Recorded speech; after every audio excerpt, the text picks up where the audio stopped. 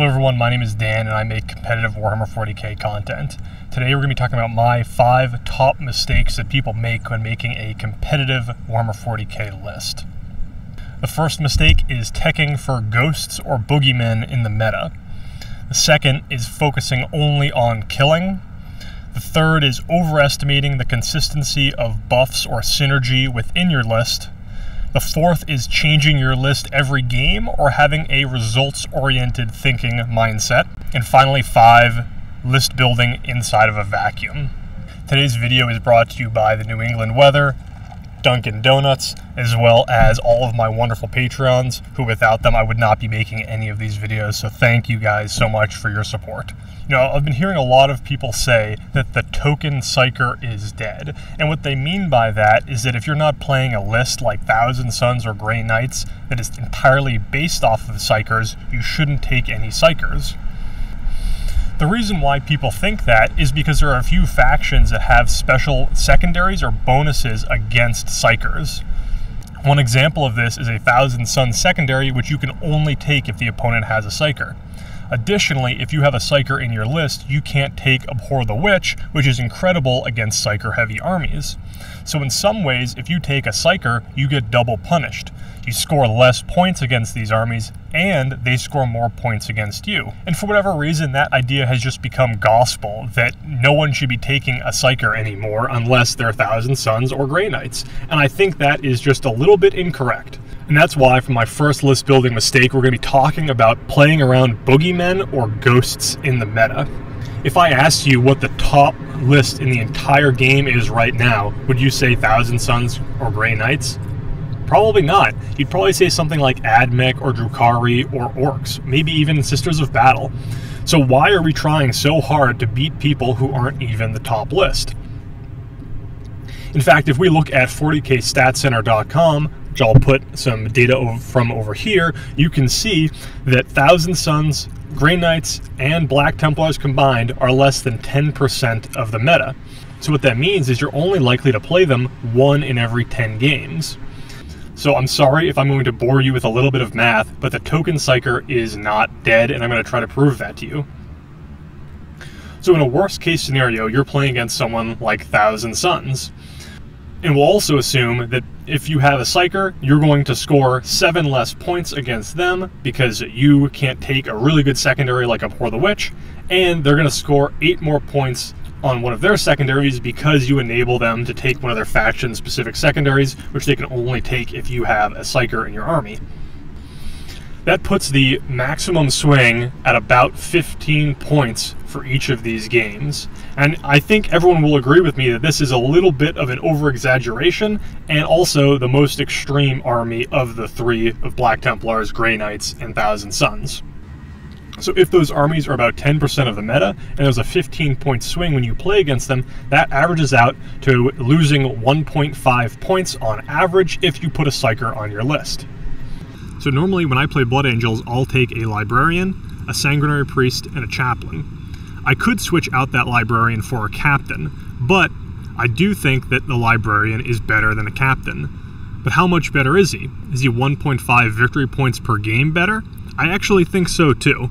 I found the Captain to be not just a little bit worse than the Librarian, but substantially worse. It also shuts me off from being able to deny powers. I lose my 5+ invulnerable aura, and I lose my ability to take away other people's invulnerable saves. That's a huge loss. Additionally, there's a bunch of secondaries I can no longer choose anymore. So the question is that Librarian 1.5 victory points better than a Captain? And for me, there's no question. I would still take that Librarian every time. There's a saying I really like, and that's prepare for the best and beat the rest. Maybe if Thousand Sons, Grey Knights, and Black Templars were the most popular and highest win percentage armies in the game, that I would feel the need to tech against them, but that simply isn't the case. So why are we letting a middle tier faction that is a small portion of the meta dictate our list choices? Have you ever created a list and someone said to you, yeah, but that would lose against Knights, so therefore it's a bad list? And it's true that your list may not be able to beat Knights, but if Knights are at less than 5% of the meta thanks to 40kstatcenter.com, and they're also not a top tier list, do you really need to be tailoring your list around them? Skew lists in a meta exist for a reason. They heavily focus on one side of the game in order to beat you and hope that you can't handle them. If you tech to skew lists, you're essentially teching away from every other top-tier faction in the game. So I do not think the idea of the token psyker is dead, and I think a big mistake is trying to play around all of these different armies, when in reality you need to be fighting against what is actually the top-tier armies in the game. So tip number 2, and I know I talk about this all the time, is not just focusing on killing. Far too often, people focus on simply killing. I don't know how many times someone has said to me something along the lines of, I'll take 1,000 points of Castellan robots and just blow my opponent off the board. But you don't see any top tier lists taking that type of army. Why is that? Well, no matter how much damage your unit does, it still has to be able to see and shoot the opponent.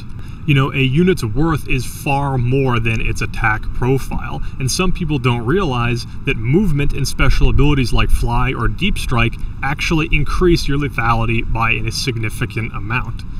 It doesn't matter if you have a list that can blow your opponent off the board on turn 1 if you can't win a game going second and can't win if there's any terrain on the board. You really need to be designing your list around the secondaries your army is good at doing. I won't dive too deeply into that now because I already have made a video, and I'll link it over here as well as in the description below. But units are so much more valuable than just the amount of damage they do. Good players can play around the threat range of very deadly units.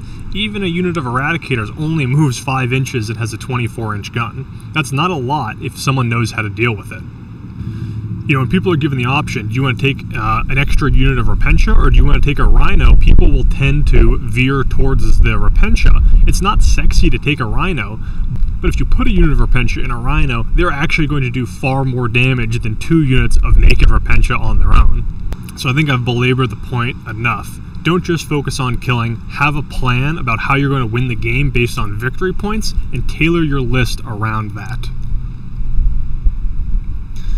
The third mistake we're going to be talking about is overestimating the consistency of buffs or synergy. You know, in my community we have a saying that 2 is 1 and 1 is none. You know, theory crafting is one thing, but a lot of times people realize that things don't go exactly as planned when they get into a real game. This might mean if you have specific buffs that are key to your ability to win a game, or specific units that are critical, you need more than one of them. If you just have 2 and get 1 killed on turn 1, you could probably going to lose.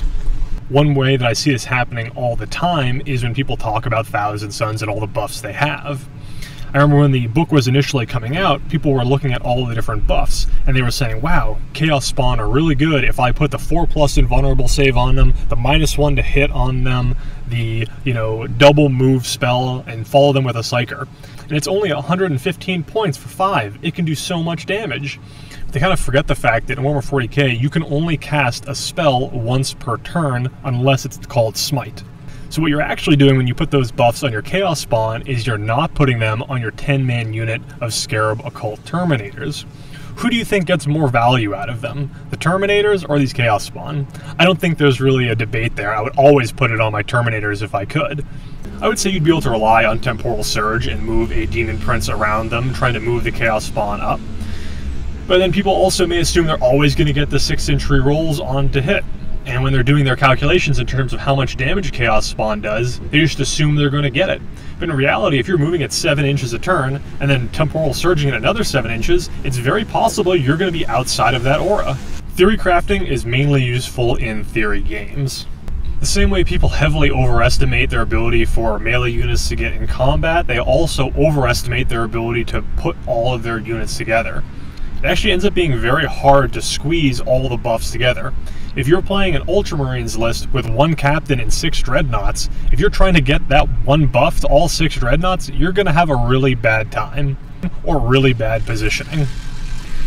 So I say that all to say that when you're making a list, you should try to think of the synergies and buffs as just that, a bonus, not build an entire strategy around them being 100% effective every time. There's always a cost for these buffs. If you put a buff on one person, you're not putting it on someone else. If you move one model to give a buff to another model, it's not going to be able to buff models on the other side of the board. So focus on consistency and units that can operate by themselves or without the need of buffs. The number 4 tip is changing your list every game. There's another saying I like: it's hard to get good, it's easy to spend money. A lot of people don't like to believe it's their fault when they lose a game. They like to blame the meta, the models they bought, how stupid their opponent is, how bad the board was, anything but taking any responsibility for their own game. Another big mistake I see is something called results-oriented thinking, and this is really popular in Magic as well as poker. One example of this in poker, let's say, is that you have 2 aces. That is the best hand in the entire game. If someone goes all in on you, the mathematical correct decision is to go all in against them as well. Even if you lose because a bunch of cards help them out and cause them to win, that doesn't mean you made the wrong choice. You still made the right choice based on the data you had.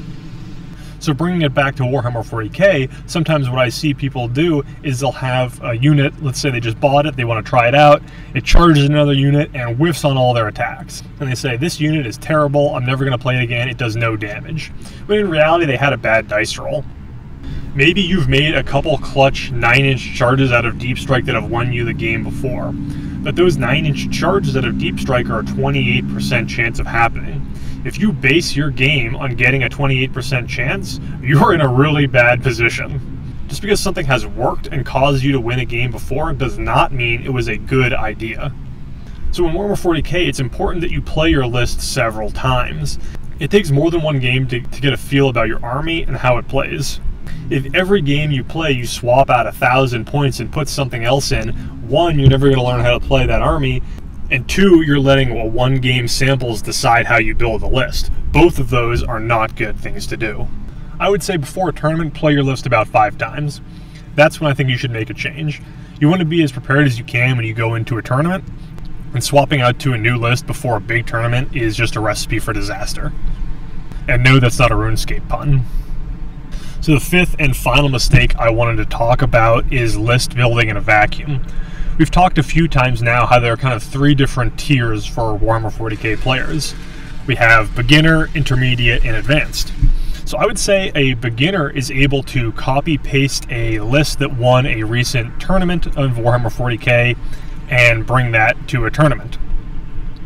Beginners are able to see some basic synergies in their codex, and they're able to build a list that is good for their codex. But once you become an intermediate player, what you start to do is tailoring your list to the meta. Now, it's important that you don't tailor your list against ghosts in the meta, but you do it correctly. So, for example, right now, if we're looking at Sisters of Battle, Admech, and Drukhari being the top lists in the game, I would say you should be teching against lots of toughness 3 bodies that operate in that mid-distance around 18 inches away.